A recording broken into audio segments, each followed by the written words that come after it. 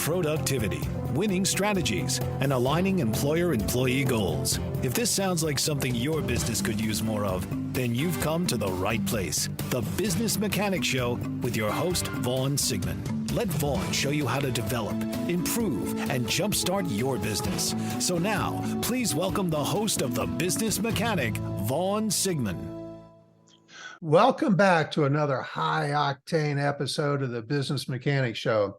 I'm your host, Vaughn Sigmund, and today we're gearing up to turbocharge your leadership skills.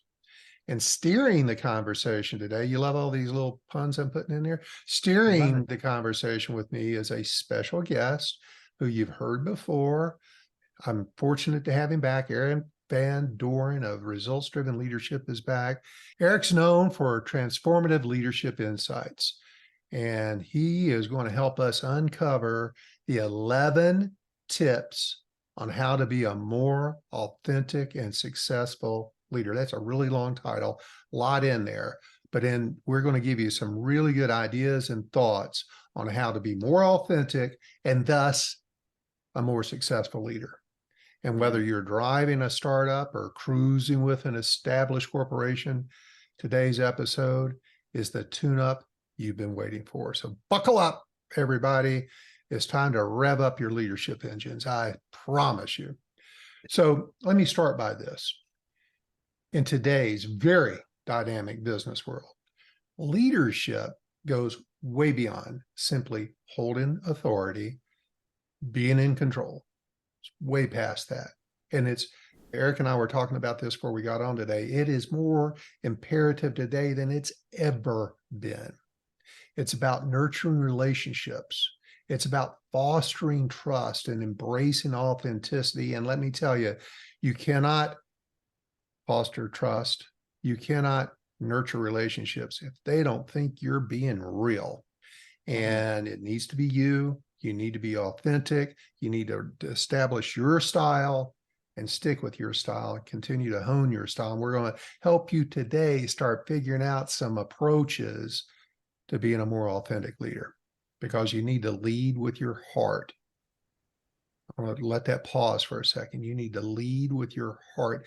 So many uninformed managers out there are trying to lead through tasks and functions and to-dos and telling people what to do. And that's all important. That's part of management. To be a leader, however, you need to embrace your heart as part of this. You need to care. You need to care about people. You need to care about your impact on people, because they go home and impact people. And authenticity has now become in my opinion, our opinion, vital characteristic of all successful leaders. By being genuine, by being true to ourselves and transparent, we will earn. You've heard me say this so many times. If you've listened to the show for a while, you must earn respect. And by being genuine and authentic and transparent, you earn respect. You earn trust. And because of all that, you're elevating the respect people have for you. You're elevating your leadership to all new heights. Sounds easy. It is vital to do, but it's very hard to get your mind wrapped around it and understand where I need to go with this. What do I need to do? And hopefully today we'll give you some ideas. Eric, what are your thoughts on all this? Yeah, I think there's a piece out there. The more people we talk to in interviewing, conversation, that what people want, the employees and employers really both want, is transparency, right? There's always been a given thing where I tell you what to do and you just do it. That's how it used to be. And those lives and the Gen Zs and the Xs, thank God for the Xs. They've changed the world for us in some degree to look at it. They tilted it. And now it's become more of a level playing field, which is, for some, is very scary, Vaughn. If you've got a title, it's easy to lay back on a title in a second and to say, hey, I'm the boss. Yeah, there's always going to be those times where you're the boss. But the truth is, if you ever say I'm the boss, you're probably not the boss. That's a pure fact. Effing yourself. You are effing yourself if you say that. Absolutely. Yeah. we've talked to many people, and I just think there's a piece there that, how do I say it? Radical candor is a thing that I always talk about in a conversation, and it's really caring deeply about your people, but challenging them directly. They want to know where they stand in the operation, how they're doing at all times, and to give that feedback and transparency. It allows them to grow and know where they're not going to go to other places and work on. They see they got everything right in front of them. They're going to grow with you. And I think that's apparent. And I think this piece is, I know there's 11 steps, and we look through those pieces. 11 seems like a big number, but you want to pare it down, but you really can't. I mean, that the pure fact is it is 11.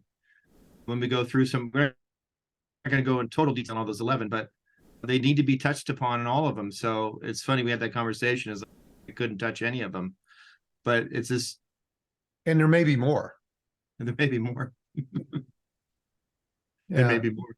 Yeah. And you made a point that I want to expand on a little bit. They're working for you. Yeah. Make the most of that. It's hard. I was talking to a coach or a coaching client before I came over to the studio today. It's hard. It's expensive to find new people. You've hired this person, and this person's been assigned to you. Make the most of it. Mhm. And the more they respect you, the more you care for them, that relationship builds. And a lot of the garbage that we deal with in people problems dissipate. But we always have to remember that whatever's happening, good or not so good, that's our fault as a leader, as a manager. Yeah. It's always our fault. And it's Yeah, our fault when it's good, but they get the credit. It's our fault when it's bad. We take the blame, but we're controlling everything. It's never their problem. It's something you're doing or not doing. And that's what today is all about. This is a very big part of being a very effective leader in these 11 tips. And yes, to Eric's point, you need to probably embrace all 11, but you can't do it all at one time. Nope. Pick one, start there, then pick a second, work on that. It takes commitment. You got to write it down, got to make a SMART goal. You've got to practice it. And when it becomes a little more second nature to you, then and only then go pick up a second one. Don't forget about all these other ones. Put it somewhere where you won't forget it. Yeah. And if I may, let me talk about the first exercise. Here's the first step in being authentic and transparent and effective, genuine leader. Start with this exercise. Figure out who you are or who you want to become. What's your leadership style? How do you want to be described as a leader? As I often say, Eric and I both ask this question. A lot of very successful executives ask this question: who's the best boss you ever had? Who's the worst boss you ever had? And it's generally the same question or the same response to those questions. What we're going to share with you today are all the elements of the best boss that people describe back to us in that interview. But first, you got to understand what you want to become. If you haven't done this, please take the time to do it. Discover your core values. Now, Eric and I are working with companies. We get companies to establish their vision, their core values. That's all really important, but it needs to come down to the leadership within the organization and each individual leader. You need to have your own core values. Who do I want to be known as? Exceptional leaders possess a deep understanding of their personal core values. And it's these values that shape your actions, your decisions. And if you continue to live in alignment with them, you'll end up demonstrating consistency and predictability. I can't stress how important your consistency and predictability is. They can't worry about walking on eggshells when you're around. What kind of mood are you in, or how are you going to respond to something? You need to be consistent and predictable. And that those qualities create this highly valued aspect of driving motivation in your team members. They do it because they want to. They do it because they want to satisfy or please or make you look successful, wants to make you successful. That's the core, like I did last or 2 weeks ago in moving from manager to leader. It's all about you and how you're affecting them. You have a huge influence on that. They can't motivate themselves. Yes, they do have to, but you're going to be the stimulus to that. And so in order to get started on this journey of transforming yourself into the leader you want to become, start by discovering your personal core values. And that's going to require you to stop, get in a quiet spot, take whatever time it takes, and carve out this quiet moment or moments to contemplate what's most important to you. Think about previous bosses. Think about who you aspire to be. Anything you've read. If you're listening to this show, as I often say, you're looking to improve yourself. You're looking to be a better leader. That's why you come and listen to this show. That's why tens of thousands of people every week are listening to the show. And thank you for that, by the way. But let's first start with a list. Come up with a list. It can be 1, it can be 4 or 5. Don't make it more than 6. Make a list. Identify your top 3 to 5 values. I would suggest starting with 3, no more than 5 to get started with, and write those down. Right. If you only have 2, that's fine. 3 is optimum. 5's enough. 6 is too many. Because you just can't handle that many, honestly. So write them down, give it time, think it through. Then after you get them written down, put them on something that you would be okay posting. You can put it on your bathroom mirror. You can put it on your desk. You can put it on your office wall, wherever you put it. Display it. Display it someplace. And if you want to make it public, great. I encourage that. If you want to keep it private, that's fine too. But keep it somewhere visible so that you're reminded of those core values every day. And even if you stop looking at it, it's subliminally reminding you of who you're either are or going to be. But most importantly, so you've listed them out, you've displayed them. Now I've got to start working on them. I have to commit to making daily effort to embrace, to embody these values, and making sure that I understand the relationship between those values and then guiding my actions, guiding my decisions, my responses. It's your roadmap to successful leadership is these core values. So, Eric, you and I have talked about this. It's funny. You and I both have been through this exercise personally. We had ours written down. We've lived by them for years. It's worked out pretty well for the two of us. What are some of your personal core values? There's, through the years, you do evolve, but they become, I should say, they're always the same kind of core values where they started for me. Originally, I got my dad, and my view. I always talk about my dad at least one time. This is what I do. As you should. And I should. So one of his things that this is back, I don't have it on my core value today, but I wanted to bring it up anyways. And he used to always talk about, if you're going to do something, make sure it's with speed and alacrity. That's one of his core values that kind of always transports to me. It's really, if you're going to do something, do it something, fast and with joy that you love doing. And I guess that's been my mentality for a long time. When I was in the different businesses I was in, is always quick, let's go and have a lot of fun doing it and be good at it. So that was a little core value. It's not really on my core value today, but I'd say it's tattooed in my brain, so to speak, as a core value. But for me, it's always, I know one of the biggest one for me is really change. It's so constant, Vaughn. It's like the value, the evolving piece to it. It's drive positive change. If you're gonna things are gonna change, just make sure it's on the positive venture. That's why I brought the speed and alacrity kind of piece. So it's positive and joyful, and that it's going somewhere and going to be benefit of somebody else. That your presence involved is going to make them better, and that's where I've always get into development pieces and coaching. And that's really probably the number one thing for me is that understand that it changes is going to happen, matter what it happens. Don't be really don't be resistant to it. Okay, go with the flow. Be like water, like Bruce Lee, right? Be like water. And I think there's a good thing to that is leave positive transformation in people's lives. That's number one for me. So that's one of my big dogs.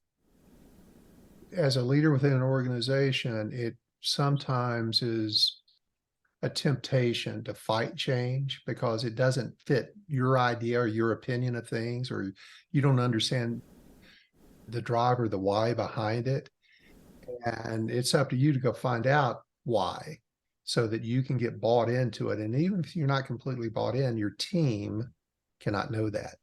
You need to be positive about it. You got to get on board and wear the company hat.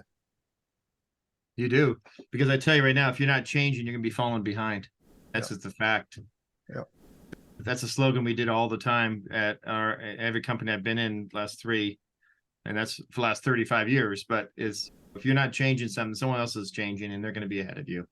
That's just. And we're going to talk a little bit about voicing your opinions on things in a little bit, but listen, voice your opinion. If you don't agree with it or don't understand it, bring it up. Don't be passive about it. Fight for whatever you can fight for respectfully. But once it's decided, you must be bought into it because you're creating dysfunction in the organization. And your team will detect it if you're not bought into it. Absolutely. It kind of goes to my next one for me. Just throwing it in there. It's really like seeking understanding before judgment, right? See, to me, I did this a long time. I would judge quickly in my early days because I know what I'm doing. I'm 25, I'm 30, I'm 35. I know exactly what's going on. But to seek the understanding, it allowed me in a higher management level to ask the questions, to clarify, to fully understand what was cooking. You know what I mean? I had to do that. It was a learned piece for sure. I promise you, it was learned. Yeah. And whatever your opinion is, you need to hold it loosely until you've got confirmation. Yeah. Because often, once you start striving and asking questions to get clarity around a situation or something, it will change your opinion. It will. And, it's so funny you should say that because I just last week had this situation arise. I get a text from a CEO I work with, and there's a sales manager they're not really happy with. We're working on that, but somebody secondhand goes to the CEO and accuses his sales manager of something. And this sales manager is reaching out to me about what should I do? What should I do? And what he was describing to me was, I don't know, it didn't seem like a big deal. So I must be missing something. And so instead of texting back, I said, let's talk. He starts telling me what he was told. That's the important part, what you were told, not seen, not experienced, but he was told. And he was 100% biased that this sales manager had sinned. He had screwed up. He's following his old behavior that we've been working on resolving. He was guilty. And me doing exactly what you just said, I said, well, hold on. Slow your roll a little bit. One, have you talked to their manager, or this sales manager's manager, about it? No. I said, so you're already deciding the sin, he's guilty, but you haven't talked to the sales manager to see if they know anything about it. You're already managing this situation. So what are you doing involved in this? Why aren't you talking to the sales manager about this? Because that path of hierarchy to management is important. But I said, second, has anybody other than this third party asked about this? Because it sounds to me like we don't have the whole story. We misconstrued the story. Okay. Now we got to go to the sales manager's manager. And sure as hell, sales manager's manager sits down with this sales manager and says, hey, listen, we heard something along the lines of this. And the sales manager looks at him and says, what are you talking about? Well, this and this. I said, no. Here's what happened. And he has a perfect explanation. It's perfectly plausible, 100% truthful. And had the CEO not followed the path of what you just suggested, seek to understand. They can understand. Before you create this bias, this opinion, if you don't remind yourself to do that every single situation you can, you're going to step in it like this CEO almost stepped in it. Thank God he reached out to me. We redirected this path. It ended up being a big nothing burger. Yep. But he was on a 10, ready to blow this guy up, and he hadn't done anything. And Eric, you and I both had our share of stepping in it a few times. Sure. And we learned from that. And it's probably the reason why that's on one of your core values. Yeah. Because it's one of the reasons why I wrote the book, The Roadmap to Difficult Conversations, because there was a difficult conversation need to take place here, and he wasn't doing it. And radical candor and feedback and all that stuff. So great. Right. Very good. Yeah. May I get one in? Absolutely. One of mine. And it's something that came very naturally to me. But once I understood it was a superpower, it was super effective for me, I stuck with this. And I never, for my 40 plus year career, never departed from fostering genuine connections. Meaning, I prioritized, and nobody can dispel this, I prioritized building strong professional relationships. I didn't become friends with anybody I worked with. They were professional relationships. I showed empathy. It was all based on caring about my employees, my direct reports, and understanding them, understanding their goals, their values, what they were striving for, what they loved to do, what they didn't like to do, what their strengths were, and encouraging them, having great developmental conversations with them, or just listening to them, because very often they want to complain. I'd rather they complain to me than somebody to start gossiping with somebody else. Yep. Cut out a lot of BS. And I approached every interaction, even the difficult ones, and I had plenty of difficult ones, but I approached it with compassion, and I focused on achieving the best outcome for everybody, not just for me, not just for me, not just for the company. What's the best outcome for everybody on this? And my decisions have always been influenced by real people, real stories. It's always been rooted in facts, rooted in data, because one of my famous lines that people got sick of me saying, let's go and see, let's go and find out, because I never would take anything on face value. Never. Ever.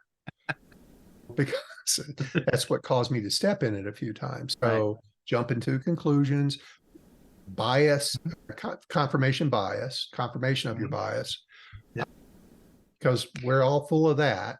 We form an opinion, that's our bias, and we're looking to confirm that. Just don't do it. But most importantly, build these strong relationships. Make it about your people. The more you take care of your people, the more they'll take care of you, and the better the outcomes will be. So that's what I was taught too. That's on the list. Relationships, where it's all about, as you always say, every business is, no matter what business you're in, you're in the people business. Absolutely. Yeah. That's a line that it could be on the list there. I'm just saying that's component that's always on my. And that is exactly where the root of that came from. No matter what business Absolutely. I was in, I was a bunch of different businesses. I Yep. did almost everything but be a horse jockey. You're too tall for that. Exactly. Probably been pretty good. My legs were dragging, but couldn't get up any speed. No, But you use that as core value, you're not going to go wrong. never. What's another one of yours? Another one of your core values? I talked about the positive change, and change is constant, care deeply. I think there's just one more piece that I love is we talk about it on often. A lot of our components in our coaching, in our corporate coaching, is really ownership and accountability. I think there's a piece there that if you do something, right, if you own something, it becomes more real. Kind of your component at the beginning. Whoever listens to this podcast again should go back to your beginning piece. And it was perfectly said. The way you talked about how, if you own who you are, we've talked about this many times, people will believe you because it is you. You're authentic, right? I think that's the aspect of this is ownership and accountability. If you did something wrong, Vaughn, hey, my bad. You said that, my bad. I'll fix it. This is what we got to do it and get out of it. Do not be afraid to make mistakes, man, ever. You'll be That's how you grow. respected for owning it. You'll be Absolutely. respected for it. Yeah. So that's just the ownership, accountability. That's what I grew up to. But in the companies I've been in and really my personal life, it's really the piece there is you own what you've done. And you don't try to say, it was his fault. It wasn't. Listen, as the boss, as you said before, it's anything happens on your team, it's you. Everything happens that's good, it's them. Yeah. And blaming it on somebody else will never get you anywhere. Just own it and fix it.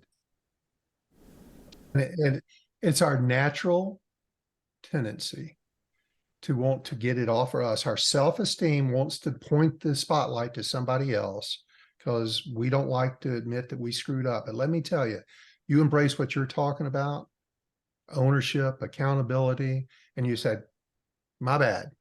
Yeah. Even if it's not your fault, right? Directly, take responsibility for it. People are going to love you for it. I can't tell you how many times I fell in love over and over again with bosses that if I was in trouble and they were sitting there getting chewed with me, they'd say, ho, direct that at me, not him. That's my fault. Mm-hmm. And they take the heat off of me. And I was like, God, I want to kiss you. Exactly. It was so cool what you just did. And there was that was like writing me big checks. It was nothing I wouldn't do to be on that person's good side because they were really looking out for me. Yeah. And even when you're working a group, Vaughn, many times you'll say something, oh, that didn't work. That's really my idea. My bad. And then somebody else pitches in and says, oh, all of us. And you're like, okay. And the person that's in charge of and you're like, yeah, that's a team, man. You start doing that stuff, it's good. Yep. Yeah, absolutely. Collaborative. Yeah. And to that team point, one of the things I learned this a little later in my career, but once I learned the value of it, man, did it go on my core values. And that's collaboration, being excellent at collaboration. And because I recognized that collective wisdom, it was after I went and started working on myself based on some 360 feedback. Yeah. Because I thought my opinion, my idea was the way to go. Yep. And once I got enough feedback that maybe I was being a little too forceful, I went to work on that. I learned to collaborate. And I learned it was this, I remember the aha moment. Oh, if I do that, everybody's going to be bought in. I get a better outcome. I'm very intentional. There's not a altruistic bone in my body. So I understood very quickly if I made a change, how that valued me. But this collective wisdom, I call it often, people have listened to this podcast, the collective pool of knowledge, and getting everybody else's insights, getting as many people as I can, especially the stakeholders, and getting their opinions, getting their experiences, getting their thoughts. It fosters this culture of collaboration. They feel like now they're part of the decision, so they're bought into the decision. By getting their input, let me tell you, 100% of the time, my idea became a better idea. They thought of things I didn't think of. They added things that I didn't think of. And when we walked out of there, we were able to set really good goals. We were able to implement changes and make positive influences within the organization and teams by getting all these very diverse perspectives on things. That really helped me guide the team towards a very high level of success. And I used to have monthly conference calls with salespeople, technicians, buyers, business office associates, sales managers, just asking for what they need. What do we want to change? What can we do better? And if I had an idea, I would present it to them on these conference calls. Nobody else in the company did that. No. I had 8 counterparts, not a soul did that. I did it, and it was one of the reasons why we kicked every other region's butt in improved sales year over year, the lowest turnover, highest customer service scores, highest margins. I could go on and on. And it had nothing to do with me. I had an awesome team, but I helped influence that awesomeness by this one thing. They were completely bought into the mission because I included them on it. And it's in your haste to get something done, and you just roll out with your idea and you just tell people what to do. It's very efficient, but it's not very effective. Yeah. So remember, take other people's opinion into account before you take on a project, a change, any new idea. Yeah, everyone's included, Vaughn. Everyone's included. That gets your diversity piece. It's slow. It's slower. It's slower. It's another set of meetings, yes. Yes. You do it one time right. Whew.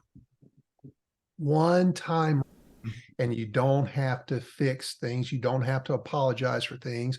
You'll never have to say, yep, my fault, because it frigging goes right almost every time. Yeah, it does. You go through those pieces. You go through those pieces, what worked, what didn't work, and what it should be. And you get through that. And the next meeting you have of doing something similar in a year or whatever, it becomes that much faster, as fast as the first meeting that was just be you by yourself. Yep. It goes that fast. Yep. And so anyway, and back to the point of ownership, there's going to be mistakes. So one of my core values was embrace growth through learning from my mistakes. It's okay. It's okay to make a mistake. I get a lot of people with aha moments when they learn from me. It's okay to make a mistake. What are we going to do differently next time? Oh, I never thought about that, because you only focus on the mistake. How are we growing from that mistake? What did we learn for? How are we going to prevent it? People get really frustrated. The same mistakes get made over and over. It's because they're not asking that question. What are we going to do differently next time? So that is a huge opportunity for not only your personal growth, but your team's approach. You helping them with their critical thinking skills. Yeah. So just don't dwell on the mistake. Don't dwell on the regret. Reflect and learn and commit to doing better next time.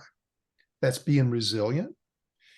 You're going to be facing all kinds of challenges. You're going to make mistakes. Your team's going to make mistakes. But if you learn from those mistakes and you allow those mistakes to happen, by being too controlling or being too hard on people when they make mistakes, they quit trying.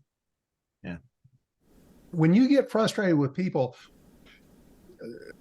they're not very productive, or they never say things in meetings, or they never bring me any ideas, or they never tell me what they're really thinking. Really?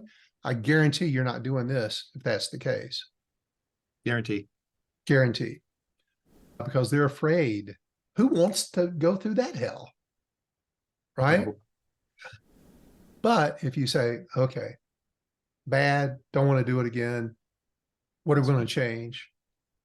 to make sure it's better next time. It's Kaizen.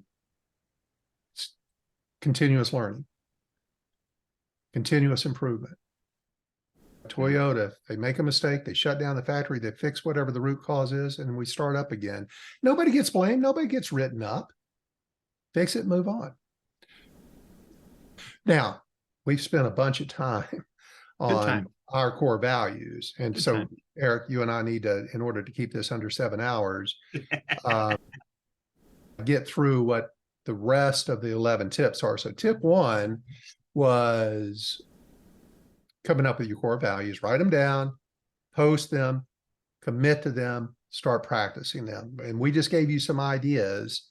These aren't the ones. There's a bunch of ones out there, but those are some that we had, that we followed, that were highly effective for us. You may want to borrow some of those. You may want to come up with some of your own that you've learned through some of your own education and leadership. So the second tip of being an authentic and a highly effective leader is focus on your strengths. Just know what you truly excel at. It's crucial that you acknowledge that you capitalize on those strengths. Understand your weaknesses. That's fine, but it's your unique strengths that make you stand out. And then based on those strengths, understand your weaknesses, hire somebody else to cover your weaknesses, but also be self-aware. Know who you are. Cultivate your own self-awareness. Hold a mirror up to yourself. Understand how authentic you are, what you're good at, what you're not at, and embrace that, but be self-aware. That's tip number 3, be self-aware. Understanding, especially about your emotions, your reactions, your triggers.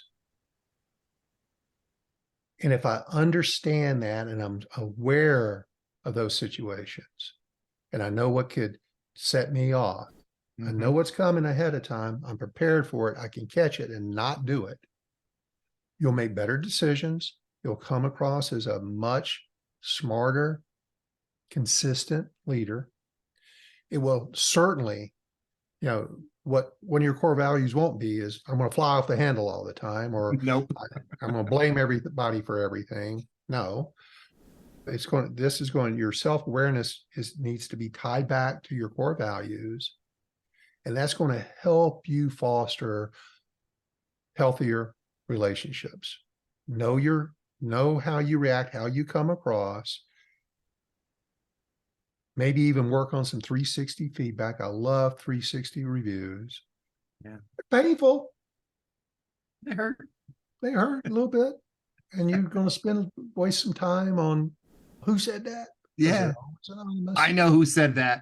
I know who said that, and you're wrong every time. You're wrong. But you'll honestly never know. No. But what I would see something, if there became a pattern to it, okay, self-awareness kicks in. I need to embrace that. That's obviously some perception I'm putting across. I need to fix it. Go get some feedback. Get back to those relationships. You're going to be a better person. So that's that. Eric, tip number 4. Yeah, number 4. I think in this day and age, 10 years ago, you probably never heard this before. That's about a good point. Is really embrace mindfulness. And I think for me, what I've been doing either in coaching on some of the pieces, or even my daughters at time, where they feel like everything's so fast, right? Everything's going so fast. How do I slow down? Where's my time involved in this? How can I stay present? I totally, am I reading books like him, Powers Now, all that kind of stuff.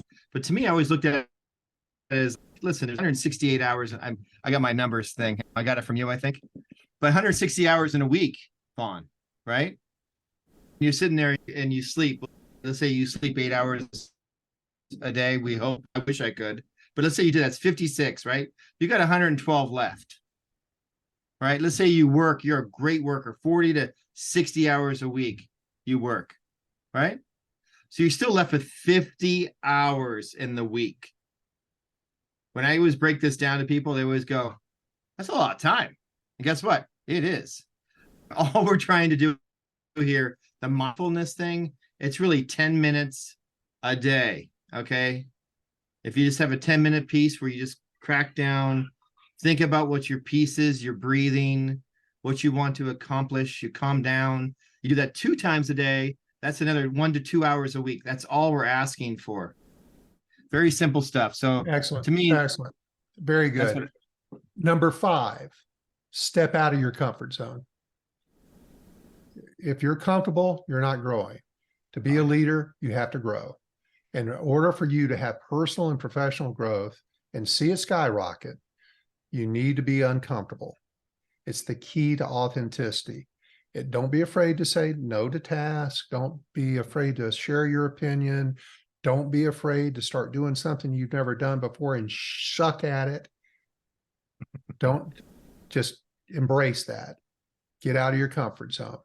That's the only way you're going to get any better. And from that, number 6 is challenge yourself. Pick something every day that you're going to challenge yourself with, something that you're going to be uncomfortable with, something you want to work on from situations or moments of adversity. But pick a daily challenge, some daily goal that you want to have an opportunity to get uncomfortable and get a little better at it. It may be one of your strengths. It could be one of your opportunities from your 360 feedback. Sure. But hit it straightforward, speak up, be honest, don't be passive, whatever it is. Embrace the power that you hold over yourself. Don't have self-limiting mindsets. What's number 7, Eric? Surround yourself with great people who will challenge you. Really, it's about putting the right people in the right spots, Vaughn. I can't say it enough times. If you are a high I like me, I sometimes need to have a compliment as an S or a C to keep me in line with my conversation or my lines. And then also need that D and I with me too. I like the person the competition factor that keeps me driving and keeps me going, which I always love. But it's okay to have somebody to challenge you every now and then, right? Yeah, like you. Sometimes. All right, excellent. Have the right people. That's a big part of that's a big part of the winning process. Yes. You're not going to get anywhere if you don't have the right people. Great one. Number 8, what is that? Continuous learning and adaptability. Okay, you have to continue to strive to learn. The good, better, best model you've heard before in the past, and be able to be adaptable to changes. It evolves all the time, and you got to be pliable. That's simple as that. You have to be pliable for those pieces. Expand your skill set when you get a chance of knowledge. Anytime you have a chance to do that, be a real person just to evolve. That's really how it works.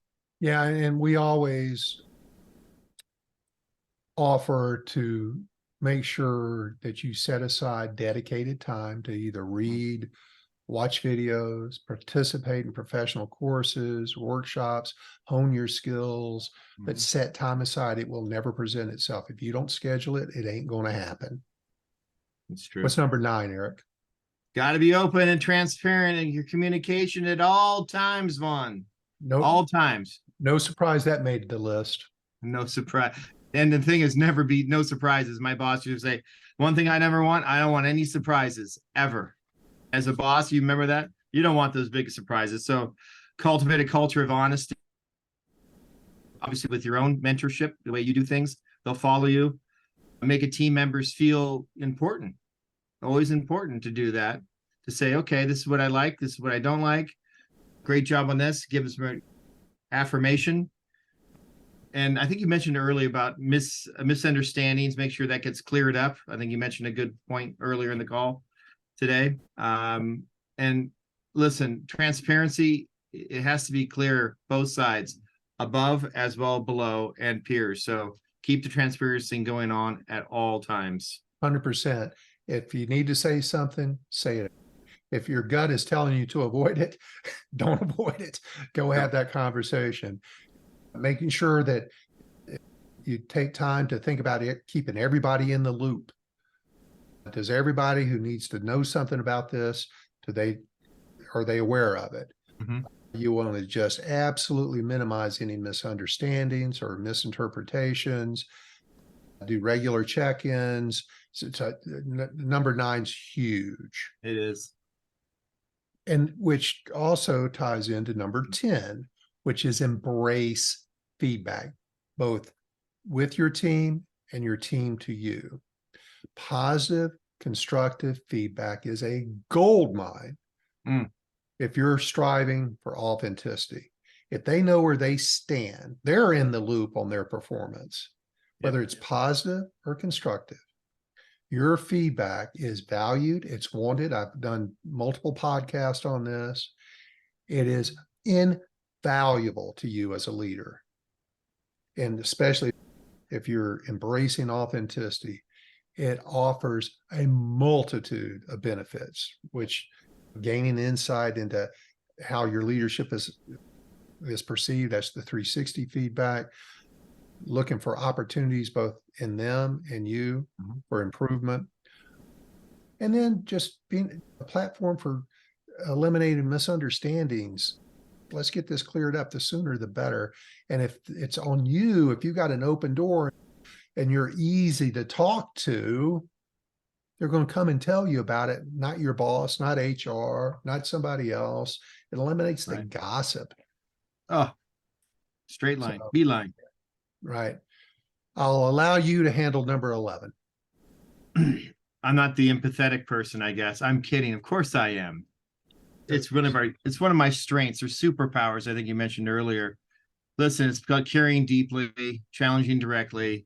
It's forging genuine connections with people, because people, they make everything go around. You have to have connection with them, not phony connections, real caring relationships. So they can come to you, like you mentioned before, for your feedback. Because if they don't think you care about them, they ain't gonna give you any feedback. Like you said, number 10, they're just not gonna do it. If you want them to care about you and your business, you need to care about them. Absolutely. It's not a one-way street. Just No. because they're an employee doesn't mean they're going to care. You've got to create that care. You And it get all what you comes from give. your end. You get what you give, Fawn. Yep. And 100% I think, well said. and that's what you need to be able to do. You lay the foundation of that trust, and it will come back to you in ROI. It's one of my favorite, and it's obviously my superpower. People came to me with everything, not everything, but most everything. So it didn't get to become a big, huge problem, and it was fixed and aligned. And they knew that my job and when I was developing them in any role, that they could trust me to know, if you did this and this, and if you try these things and learn this type of stuff, you're going to get to where you need to go. And they did, and they still will today. So show empathy.